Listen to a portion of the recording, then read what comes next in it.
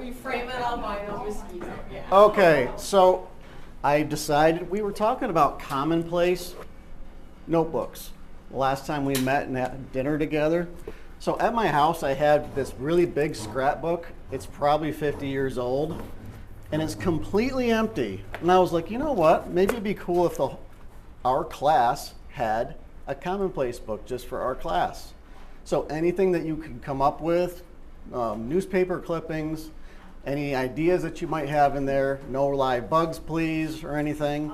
You could crush a flower in there that's real flat. Anything, any commonplace stuff, if you want to put it in here for this class, it'll stay in this class for this year. So I thought that might be interesting. My only rule is don't say anything hurtful about anyone in this class, please. If you have a crush on somebody, that's a little different. But make sure it's not hurtful or gonna damage anybody's, soul. But I'm gonna leave this in here in case anyone wants to add anything to it. Just be reasonable. That's all I ask. Okay, let's do our class catechism. Get off your butts. All right. So how long are the other catechisms in the other classes? Chemistry is 4 pages. You want to see our chemistry one? 4 pages? 3 pages. 3 pages. I think it's 3. Whoa. It's like 4 pages. one front and back and then another. It's 2 front and back. Okay, here we go. I want you guys to get on your butt soon. So here we go. Our catechism is when the righteous are in authority, the people rejoice. When the wicked beareth rule, the people mourn. Proverbs 29:2. You can sit down. I will always do a 1-sentence catechism in this class. You can count on that. And there's the class rules in case you don't remember. I thought it was no happiness. Well, that'll come in too. Oh. And No don't be breaking, no blinking. don't be the one that kills the beautiful flowers with your stench. See? That's what that means right there. Did I bring my sketches? Did anyone do anything interesting over the last week besides me awakening a dead bug? Yeah. We did our chemistry homework, hopefully. Ah. All of us, hopefully. What That kind was interesting. what kind of chemistry is it? Gummy bears and balloons. Yep. Excuse me? Gummy bears and balloons. Okay. All right. Do you eat them at least? No. The gummy bears? No, you cannot eat those gummy bears. No. There is one in vinegar and now it is gone. It's it disintegrated. Hi. Coming to sit in our class? You're welcome to take a seat anywhere you can squeeze in. There's some seats back there. You can sit here. And there's a couple seats up front. You can sit up there if you like. I know. I was like, what kind of water are you? I'll move my scrapbook.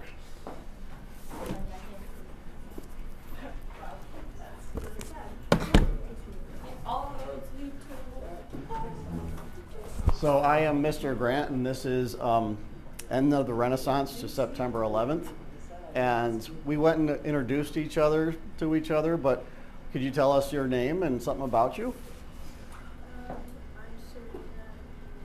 I have 2 cats. Serena has 2 cats. All right. Hello, Serena. What kind of kitty? Yeah, what kind of cats? Tabby and British Long Hair. Has it got the smished face? Those are the best ones. Oh, okay. I like the squished face cats. That can barely breathe and are Yes, angry. that snort. Yeah, I like those It's ones. like, Okay. So who remembers what we talked about last time? I don't remember. Take a look at your notes. This is why I'm asking. Cannons, clocks. Clocks. You guys taking good notes back here? Clocks in 1344. Torture chair building. There was other things we talked Bologna's Italy clock. Oobleck. We talked about Oobleck. Oh yeah. Okay, I got clocks and I got torture chairs. Oobleck. Oobleck. Stopping Oobleck. Okay. So before this class is over, we're all going to get in a circle and hold each other's sweaty hands while I hook one finger up to one probe, the other to the other, and we're going to zap each other. Yes. So if you guys who hasn't been here to experience that, it's kind of fun. So we'll do that at some point when we're all sticky and kind of hot. When you hold your hands and there's water between them, it's the best. Oh yeah. You want us to run Because around it's the building a couple conductive. times. Because water's conductive. So it'll go through your body a lot harder. How about we just put all our hands in a bucket then of water? You could do that, or lick your hands. Ew, I'm not doing that. Okay, here we go. No more nonsense, no happiness. Here we go. So, all roads lead to Rome. Have we all heard this term before? I think we must have. We're in high school now. My question is, how did they measure the distance to Rome? From Rome to Germany, to France, to everywhere you can imagine in the ancient world. How did they measure distances? Anyone have an idea how they might have measured distance in ancient Rome?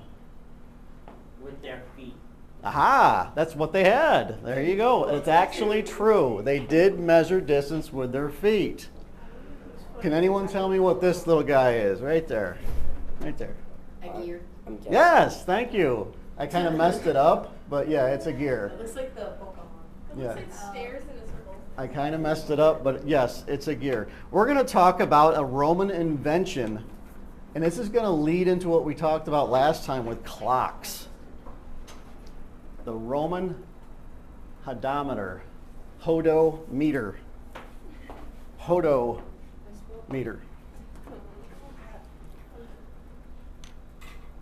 I got to thinking about, we're talking about clocks and clock towers in, 1340 England. We're taught in Italy, excuse me. Oh my gosh. But I didn't remember talking about how they got to clocks, how we got to that point. What do clocks have? I pointed at it. Stairs in a circle. That's not stairs. That's That's a gears. gear. Very, very good. Gears. Yes, clocks have gears. So where do gears come from? Well, this is where they came from, these hodometers. Here is the basic definition I have written about this. You should probably write it down. You know what? It might help if I turn that off a Oh little. my goodness gravy. That better or worse?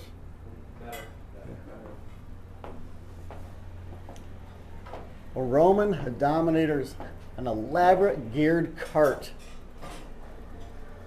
that measured distance. And that's what it is.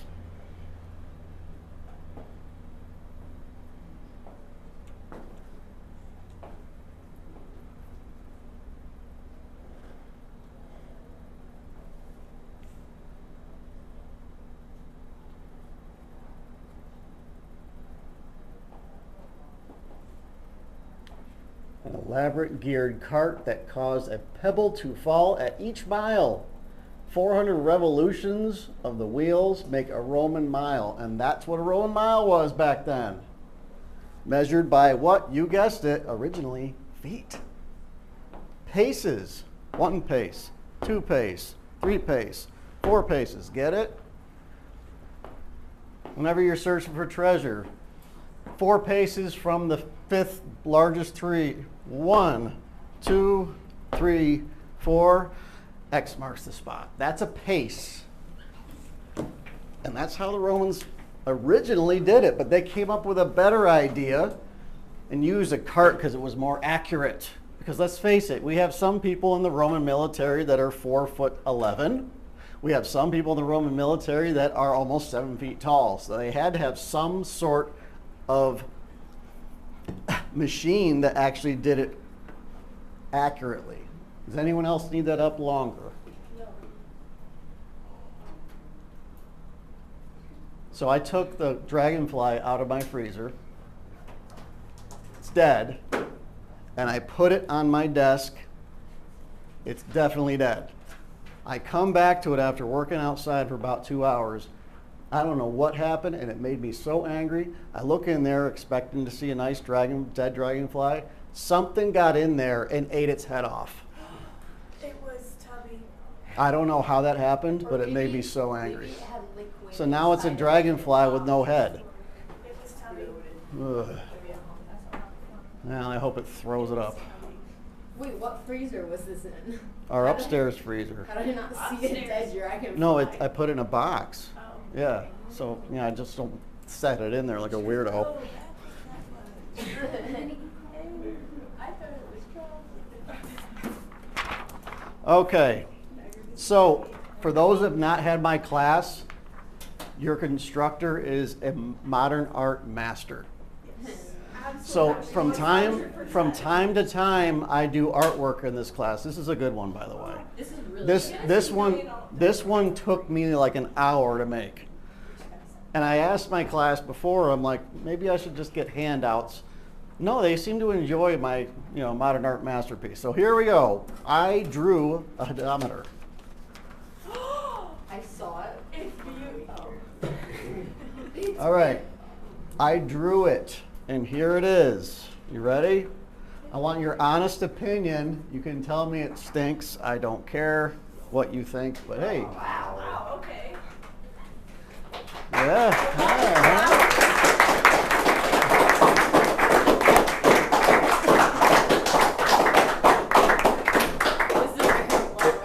It might have taken me 20 minutes, but it did take me time, yes.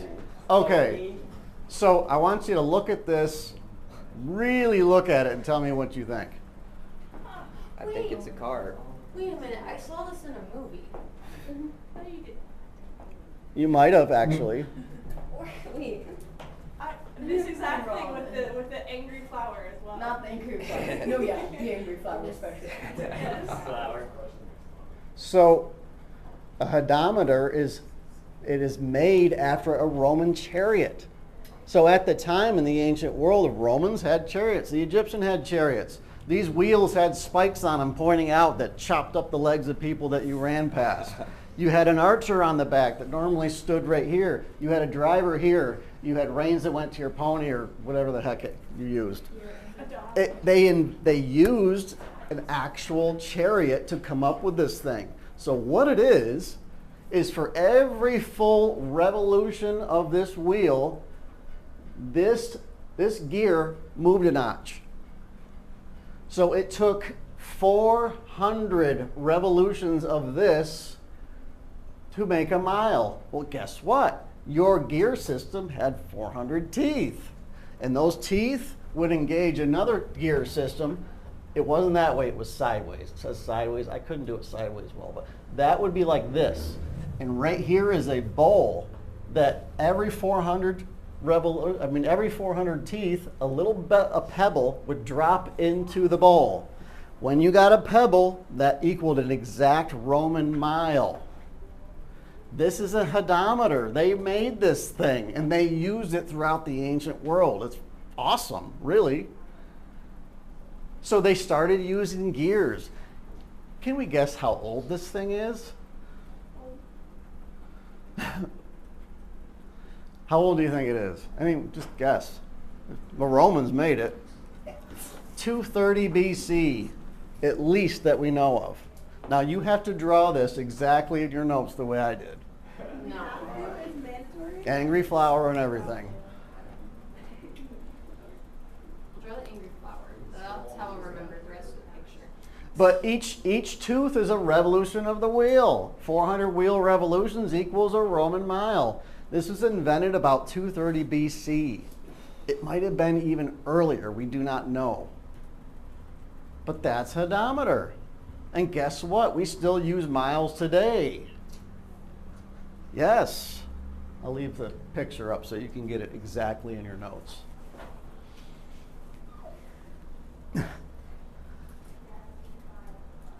That's funny. Angry flower.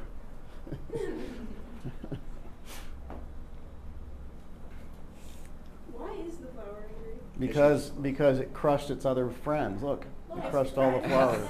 See? All the flowers are crushed right there. Yeah. The flowers have fallen. It's next. I saw, but I thought it was happy that it was crushing its enemies.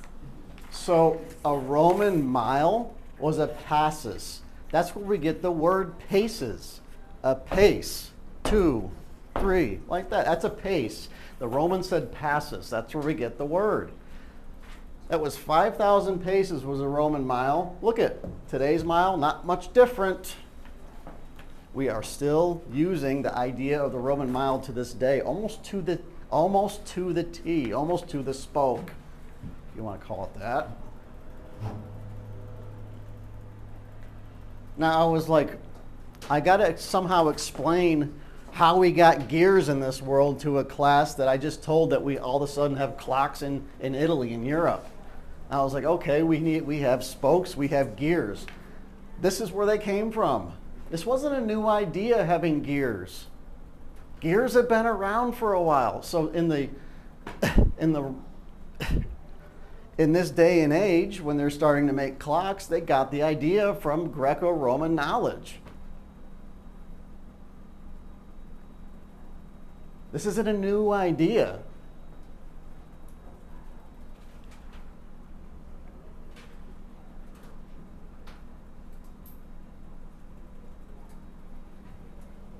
Now, making gears isn't as easy as you might think. A simple geared wheel, you might have to think about exactly how to make it. Well, there's only one way that gears work very well, especially in clocks. Anyone notice anything about that green wheel up there? It's green. Yes, it's green. Has It has teeth, exactly. So to make the gears work properly, you can't just make a gear like this, like a crenellations on a castle. You can't just do that. They have to have spikes to engage each other. And I'm like, what do I have in my house that has spiky gears that engage each other that could show these young men and women how gears work? I got something. You're gonna think it's weird, but I got something. It's been going this whole time. I'm surprised no one heard it. I heard it. I heard it, like, oh, I know what that is. All right. So I have this hanging on my wall. It is the guts of a clock from India. And it has no jewels. It is only a wind-up piece of metal and gears. These are the exact kind of gears you would see on a hodometer. These gears have not changed since then, people. And you can wind it up by going clockwise, puts tension on a spring, and bam, you got gears. I'm going to hand this around. Take note of what the gears look like. That has not changed since the ancient world. They used gears too, just like us. And they weren't gears that were flat. They had sharp teeth that engaged each other. That was the key, sharp teeth, and they're all over that.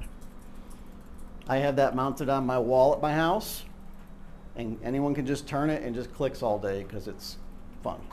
Anyone need this up any longer? I've been drawing the whole time. Oh yes, you got to get it perfect.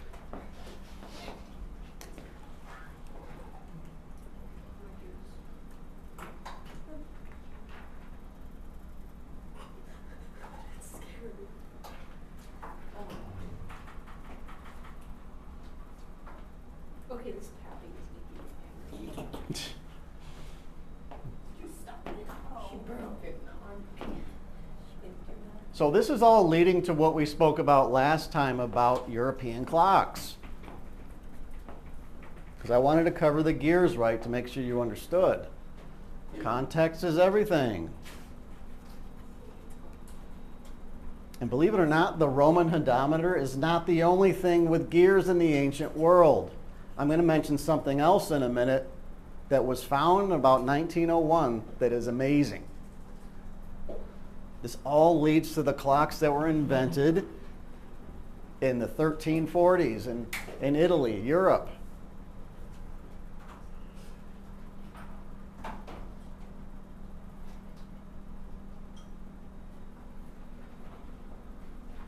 The Renaissance is just rediscovering this stuff. And that's the point. Anyone else need that up longer?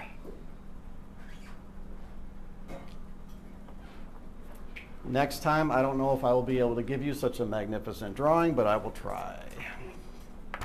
All right. We're going to talk about the world's first computer. The one that took up a whole room? No, No, there's one before that was one. not the world's first computer. This is a fun topic. And I learned about this topic, gosh, about 15 years ago when I was in my master's program. 15 years ago now. It is the world's first analog computer. And you could look this up online. It is absolutely fascinating, and it's 100% true. Is this the one that they found in the water? Wow, that's I'll get a there. fun word. Antikythera. It's named after an island, Antikythera. At first they called it the device because they didn't know what the heck it was. So here's the fun story. In 1901, a diver who was diving for pearls off the Greek island of Antikythera is utterly terrified. He is down there holding his breath for 5 minutes to find a precious pearl, and all of a sudden he comes across a bunch of white hands reaching up to him from the bottom of the ocean. Like arms, pasty white arms. So he almost drowns, gets out of there, and tells everyone there are demons in the water off of Antikythera. Don't go over there. It scared the hell out of me. That's what happened. 1901. Yeah, can you imagine? You're looking for clams, you're diving for pearls, you got one breath in your lungs. You're down there 20, 30 feet looking for pearls. You turn a corner or go around a coral reef or something, and you see an arm trying to grab you. A pasty marble arm. At first, he didn't know what it was. He thought it was a demon or a ghost. But what happened is off this island there was an ancient shipwreck with Greek and Roman statues. That's why he saw their arms poking out of the sand and the dirt, because there was an ancient wreck there. And these wrecks are being found a lot out there, people. If you live in the Mediterranean, you don't have to look very far off the coast of any island, and there will be a wreck somewhere. The Mediterranean was the world for the longest time. The world where you had your boat, your trireme, your anything. If you had to get on a boat, you were in the Mediterranean. There are tens of thousands of shipwrecks there from all over history. And this is just one of them. So Pearl Diver comes up, tells everybody, oh my gosh, there's evil spirits down there. Don't go over there. Well, people go over there. And they find things. They pull up some beautiful statues, and they're in the museum today. But among the statues and everything else they found a hunk of solidified coral material that looked like there was some sort of gear in it. So they pulled this hunk up from the bottom of, next to the island, bottom of the ocean, and put it in a box and forgot about it.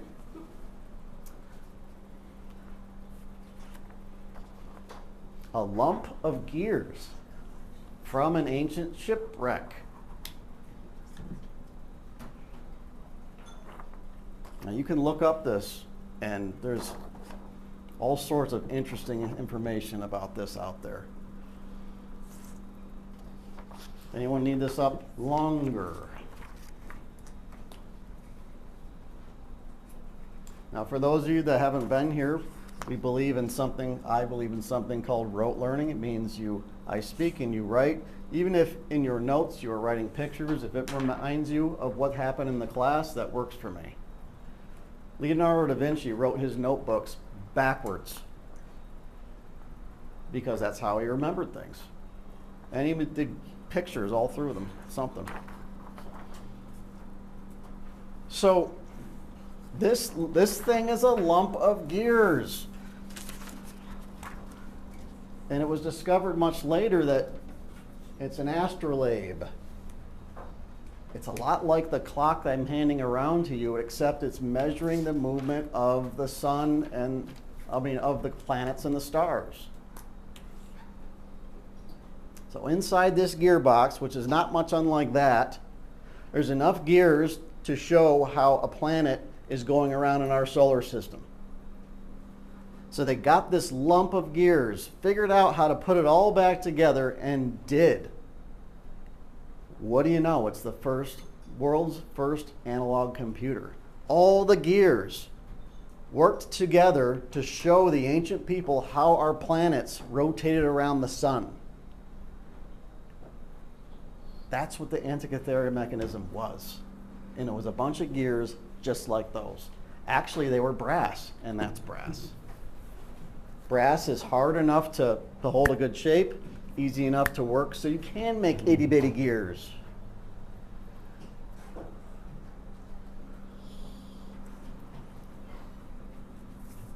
An astrolabe, I gotta get this. An astrolabe is a winded gear device, kind of like that, to track the movement of a planet and the stars. So some genius in the ancient world invented this thing.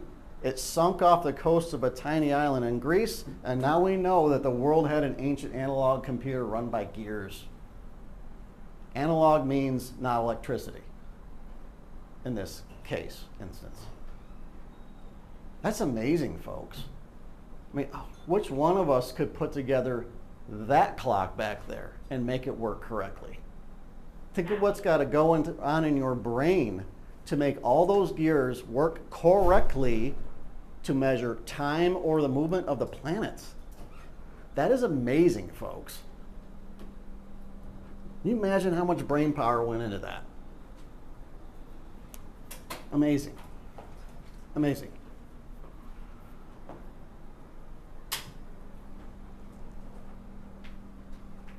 I've got another picture for you coming up. So this is who we think made it. His name is Pythagoras. We're not sure, but we think that's who made it. We do not know for sure. He could have had someone else make it, but he is the first Greek astronomer that developed the mathematical system that tracked the planets in the solar system. Planetary movements.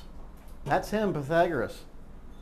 He could have had someone else make this thing. It could have been Archimedes. Archimedes made the Roman odometer, as far as we know. Archimedes might have made this too, the Antikythera mechanism, the world's first analog computer. It's possible, we do not know. It doesn't have the name on the back of the clock, Archimedes. That would have been smart if he did that. Sign his work, you know. But he did not.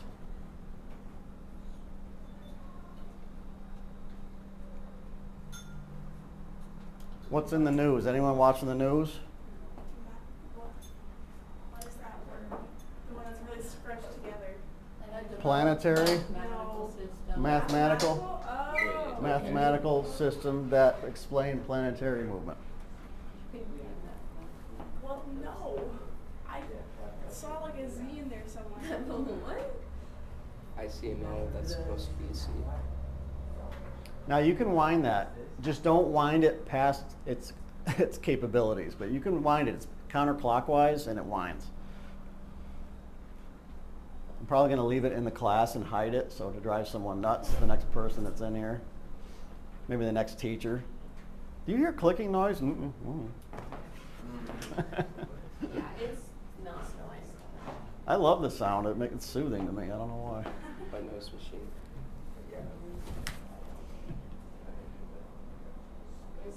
Oh my gosh, give me your explain. Does anyone else need this up any longer? Okay. What's your class after this? How big was this device? I'm about to show you. Oh. We believe it was about that big. Oh. Very simple brass box. We think it might have been in a brass box or in a wooden box. It's hard to say, but I do have a picture coming up of it. If you can, watch a video about it because it is so incredibly interesting. Into Antikythera mechanism. Computer. Antikythera. And our next class after this is the one I can't pronounce. Colloquial. Colloquy? Yeah, that one. Oh. What's that mean? No, Classical Yeah. conversation. Is there? Classical Oh. conversation. Okay. That's funny. Until a couple days ago, I don't think I ever heard that word. Me neither. I'm being honest. With some things I don't know. It's true. Oh, yeah. There's some people that are afraid to admit they don't know something. I'm not afraid to admit that I don't know something. There's a lot I don't know. But there are some people that will never admit they don't know something. I don't get that. I'm not ashamed of being ignorant of what I don't know. Any- It is a washing machine. Anyone need any more time? Dartboard. Actually, I didn't think of that, but yeah, that's pretty It close. doesn't look You like put this- numbers It's or something. literally a It washing looks- machine. Now it's this one is probably this is probably the better of the two drawings today. But no. This is what it looked like, but imagine it being a brass box and a few markings on the outside. Here we go. Or a safe. Like I said, it was about this big in a brass or wooden box about that wide, full of at least 48 gears and teeth to track what was on the front, a couple of dots, which were the planets in the center that was the sun. Someone actually recreated this thing. Out of the lump of gears they pulled up from the bottom of the ocean, they x-rayed it, figured out the size of the gears, remade them, and made the thing work. Yes, someone spent thousands of hours of their time to replicate this thing, and there's a replica of it out there. Is there only 4 planets or is there 5 on that? Well, I didn't even count, honestly, but Just made random dots. just random dots. It doesn't- I don't even know if they knew Mars existed by then. I don't know.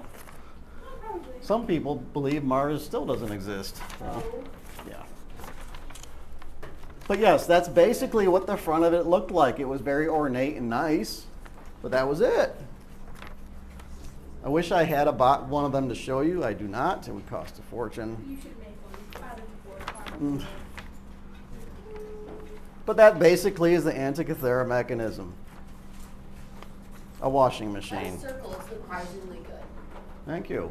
Yeah, I can't even draw that well. I use a cup. I I thought use so. a cup. I found Did it say something. free I looked hand? around and I found something round, and yes, well, yeah. I was gonna say that's like too perfect.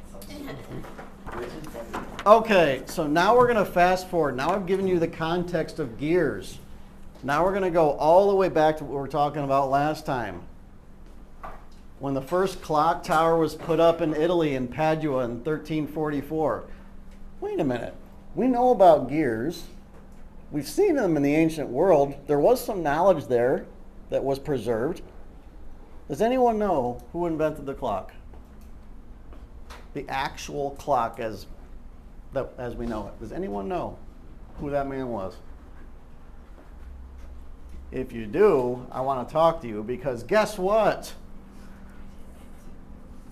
The collaborative effort to make the clock as we know it, nobody knows who actually invented it to this day. It was a secret kept by a handful of men. And it was kept secret for a reason. We do not know who invented this thing, folks. We have an idea where some parts of it came from, but the clock itself, we don't know. So, did I see a hand? No. We still don't know who invented our clock. And I don't think we'll ever know. Why? Does anyone know why you'd want to keep that secret? Because some people hated the clock. Well, yeah, some people did. We talked about that last time. There were protests. Back in my day, we didn't have 12 o'clock noon. But yeah, there were protests, but why would you keep clock making a secret? One very simple answer. So that people couldn't do it? In a way, yeah. That's part of it, sure. Simple. It's money. It's a secret of our guild. There's only 10 of us in all of Europe that can replicate a clock. And we're going to go to King so-and-so or Prince so-and-so and say, hey, you hire us, we'll make you a clock. But you got to hire us because no one else knows how to do it. It's all about money. And the secret was kept so well that to this day, we do not know who the single inventor of the clock was. They wanted it secret so they could keep their trade secret to make as much money as they physically could. But it got out eventually. People started looking at this thing and went, okay, I can build one. But initially, it was quite a secret. But like we talked about, They didn't get their knowledge from nothing. This came from the ancient world. The Renaissance is a rebirth of classical knowledge. The gears came from the ancient world that built the clocks, the first clocks in Italy, and then the next 30 to 100 and so on and so forth in Europe. This is not new knowledge. It's a rediscovery of knowledge, a use of old knowledge. That is the Renaissance.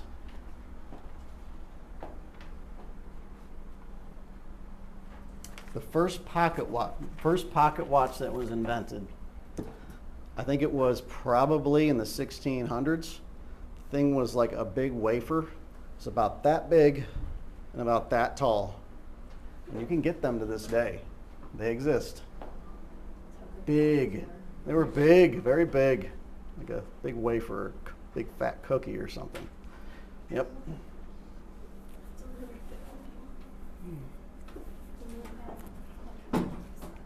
So do we understand why the connection has been made now between gears and clocks in Europe? That is all the context.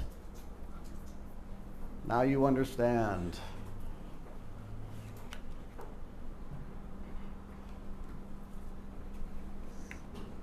All right, pop quiz. This is a semi-real one. What did I say that clock was made out of right there? Brass. Who knows what brass is? How it's made? Yes. Is it a combination of copper and zinc? Close. Very close. Not zinc. Tin. Very good. Yes. Yep. You put those two together in small forms, and you're going to get brass. Yes. Anyone play Minecraft? Yes. I've heard a lot about ingots and ingot expertise from Minecraft. I mean, how do you make steel? Anyone know? There's no steel in this. No steel? No. This Oh. is iron. Oh. Iron. Okay. Iron it, but you mine iron. Oh, okay. Smelt it down. Huh. Well, now you smell it down. Right. You know, ingots were an actual thing in the ancient world. You know that? Yeah. We didn't always have coins. We had something called ingots. I'll actually. People still make gold ingots.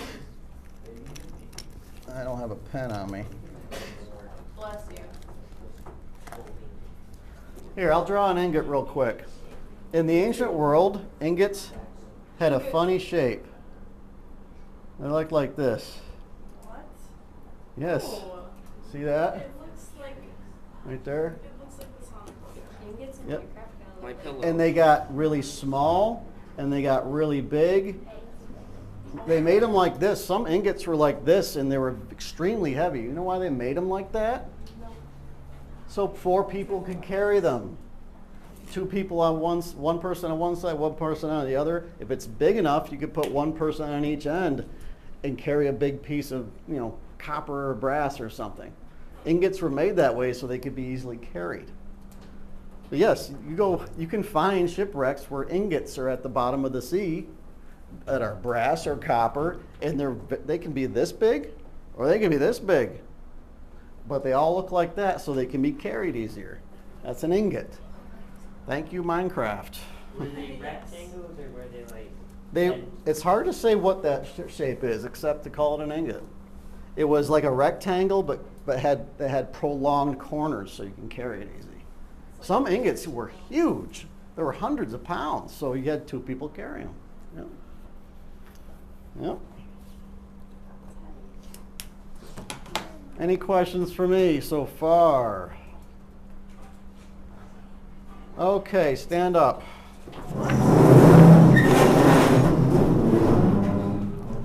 Take a breath.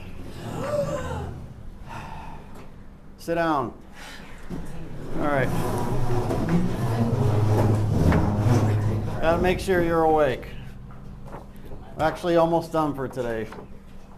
This is our last slide for today, and then you can go outside and take a breather. I call it a slide, it's not what it is today. So, I thought I might mention this. There's only 1/3 of the ancient knowledge at best that was out there that we still know of today. 1/3 of what all of mankind has ever produced as far as knowledge, books, inventions, archives. Only about a third of that at best is known to this day, which means 2/3 of all ancient knowledge is still lost.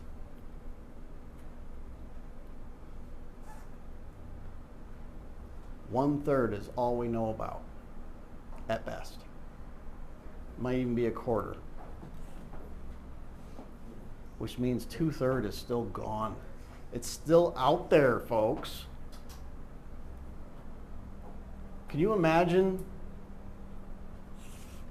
our library here in Aberdeen? Anyone been to our library? How many books are in there? Can you imagine having a library like that in every city? We almost do in our day and age. We have a huge libraries in Chicago and Ohio, Cincinnati, New York. We got massive libraries. Guess what? In the ancient world, they had those too. I'm not that old. In the ancient world, they had those too. And guess what? We only know 1/3 of what was in them to this day, at best. So I like to put this in your mind, this idea, because guess what? There are digs happening at these two places right now. And they've been digging at these places for damn near 100 years, officially. A place called Pompeii, a place called Herculaneum. There are archaeological digs going on at these ancient Roman cities to this day. These two cities were buried in volcanic ash when Mount Vesuvius erupted.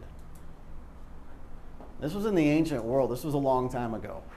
I can't remember when the eruption was. I think it was like 100 BC or something. I don't remember. I'm not sure exactly what date it was, now that I think about it. But anyway, these two cities were buried in like 30 feet of volcanic ash. And these were pretty major cities. And we know for a fact, because we just have the knowledge, that there was an archive at Pompeii. There was an archive at Herculaneum.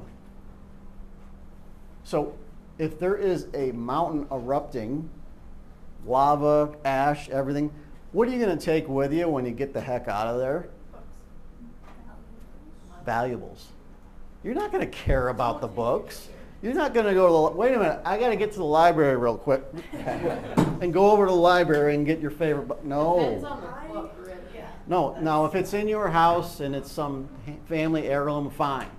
I'd save a book at my house. I have a Bible at our house. It's a family Bible from 1834.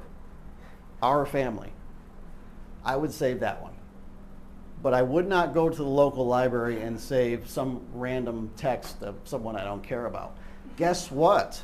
That means the archives in Pompeii and Herculaneum have not been discovered yet. And they're still buried to this day. And the archaeologists know they're there. They just don't know exactly where. So they keep digging and keep digging and keep shoveling up all this hard, compacted volcanic ash.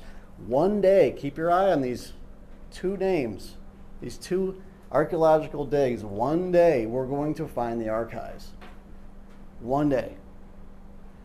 Are they buried under volcanic ash? Yeah. Are we going to find stuff like scrolls, like the Dead Sea Scrolls? We don't know. Some of the scrolls might be so damaged you only can x-ray them, but we can do that now. We can x-ray scrolls and figure out what most of them say. So there's still ancient libraries to be found. And every large Roman city had a library or archive. What makes Pompeii and Herculaneum special is that they were buried so quickly, they're going to be largely undisturbed if they're still there. Can you imagine? When they are digging in Pompeii and Herculaneum, sometimes they dig and they find a cavity, and there is down there a room that was just never filled in. And you look down there and there's Roman frescoes on the wall. It happens. It's amazing. There's still wood that's preserved at Pompeii. So when they discover their archives, there's a good chance there's going to be knowledge in there that we can rediscover. kind of like they did in the Renaissance. Interesting. Pompeii, Herculaneum, the Antikythera device, the hodometer. Maybe we'll find out some more knowledge. Who knows? Anyone have any question for me? Otherwise, I have no homework for you, and that is the class today. I'm going to put this back up because it's soothing. There we go.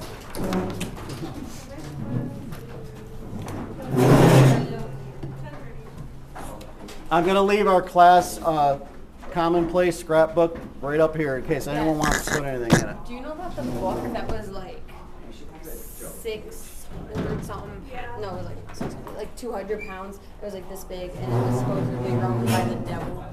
Yes. I want to learn about that.